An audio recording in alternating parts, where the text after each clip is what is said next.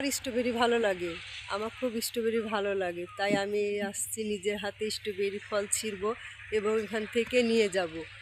তো এখানে টাটকা স্ট্রবেরি পাওয়া যায়। এটা হলো আমাদের অফিসেরই মাঠ। আমি আসছি এখান থেকে ফল ছিঁড়বো, ছিঁড়ে নিয়ে যাব। তো আপনাদের অনেকেরই হয়তো স্ট্রবেরি ভালো লাগে।